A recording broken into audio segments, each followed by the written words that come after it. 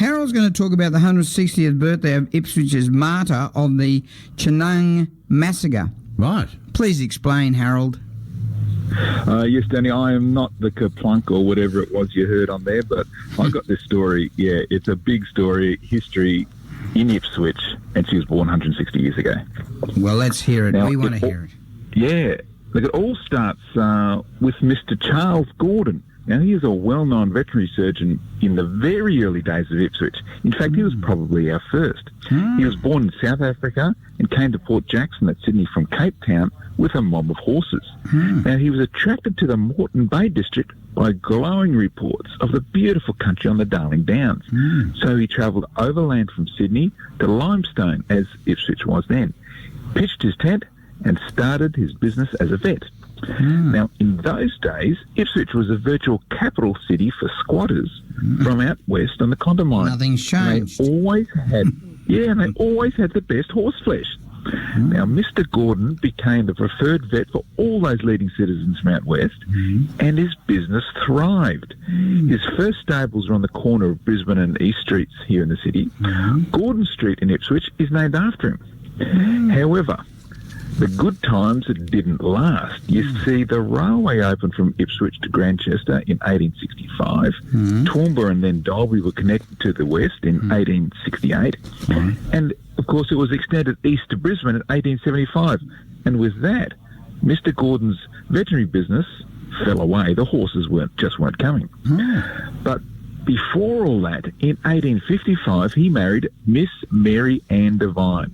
Now, over the next 14 years, they had 9 children together. Now, Mary was born in Belfast, Ireland in 1840. As a 2-year-old with her parents, she immigrated to Sydney, then Port Macquarie, and when her father got a job with her bigger brothers, she came to the Ipswich district to Biggs Camp, or Grantchester, as it's known today. I know where it is, Biggs Camp.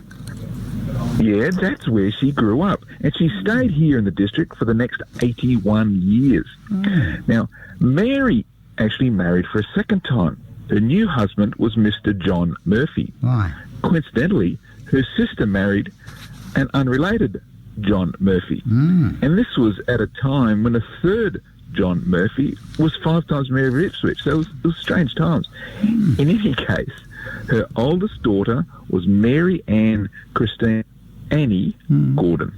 Now, Annie was born here in Ipswich 160 years ago this year, on the 13th of September 1864, and was baptised at Ipswich's St Paul's Anglican Church. Beautiful church. Now, it is, and Annie became a member there. She was a Sunday school teacher there and worked at the Ipswich Woolen Company, but decided to devote her life to work as a missionary. Now, at first she wanted to go to India, but decided that was a bit of a risk to her health, so she chose China instead. Annie left Ipswich, first to Melbourne, and there she linked up with 2 sisters, Topsy and Nellie Saunders. The 3 young women then went to China. And after 4 years of work in Christian work, in 1895, Annie, Topsy and Nellie were among a group of British missionaries who took a holiday to Guxian, Huishuan in China. Now, apologies for pronunciations here. I'm doing my best. Yeah, fair enough. I understand. Now, in that district was a religious sect called the Vegetarians. Now, vegetarians aren't to be trusted to this day. It was at dawn on the 1st of August 1895 that the Vegetarians rose up and attacked the Westerners. Wow. 11 people, including a 5-year-old child and a baby, were butchered. Among the dead were Topsy, Nellie, and Ipswich's Annie Gordon. Now, this became known as the Kucheng Massacre. That's it, the Kucheng Massacre. It was the worst attack against foreigners in China before the Boxer Rebellion. The Qing government suppressed the news for 3 days before it finally got out of Shanghai. Western countries, of course, it was a global diplomatic event. Western countries condemned the government for its involvement in the brutality. A commission of inquiry was set up and all of the leaders of the attack were executed. The martyrs of Kucheng Massacre, including Annie, were buried in an English cemetery at Futau. Now, 29 years ago, on the 6th of August 1995, a special remembrance service was held here in Ipswich at St Paul's Anglican Church to commemorate the centenary of the massacre. And in that ceremony, the Anglican Church officially bestowed martyrdom on Ipswich's own Annie Gordon. So Annie is Ipswich's own martyr, and she was born 160 years ago this year. Definitely worth remembering. Mate, you notice back in those days, they used to have, I know in my family way back, my great-grandfather, I think he was 20 years old and his wife, and they had something like 15 kids and lost about 5. They didn't have any counselling those days, just back up, off they'd go again. They used to have massive families, didn't they? Well, they did. I think it had a lot to do with contraception support, because that, as well as, you didn't know how many were going to survive, because there wasn't a high survival rate for children, unfortunately. Today, you have 2 children, and fingers crossed, 2 grow up nice and safely. Yeah. So it's a different world with medicine and contraception and diet, all those things. Yeah, very interesting and very profound from the Harold the H. Ark. So how do we get a copy and read this story? Because so much research. You're going away for a couple of weeks, aren't you, on assignment for this program?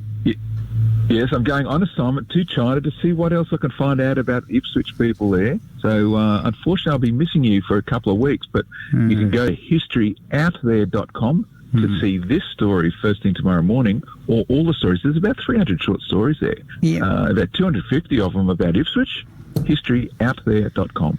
We look forward. We'll miss you. We don't. I don't think we can plug his spot. We might like they do with football players and hang up the jersey for a couple of weeks. Wow, it's going to be sad. It is, and we're starting to feel the consequences right now. I know, but if he goes to China, don't sort of miss seeing the big wall. No. Apparently can't miss it. No, have you been there, Damo? Should I look for your initials carved too? Yeah, well, quite possibly. Yeah, and Harold, he got 50 floggings for doing it. But boy, oh boy, was it worth the message I left. Mate, well, enjoy yourself, be safe, and we look forward to hearing you after a 2-week break, which we really will miss you because you contribute such a very important part of our program. Thank you so much, Damo and Danny, and of course everyone leaves messages and sends me ideas for stories as well. Keep that up.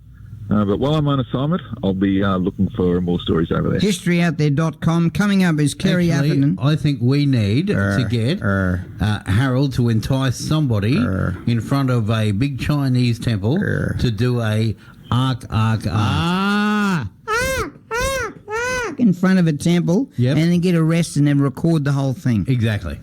Oh, geez. And Okay, look, I'll see what I can do within the bounds of the law, but they will remain fully clothed. I can assure you of that. Fair enough. All right. Well, this is 8:23. You're on West Bremer Radio.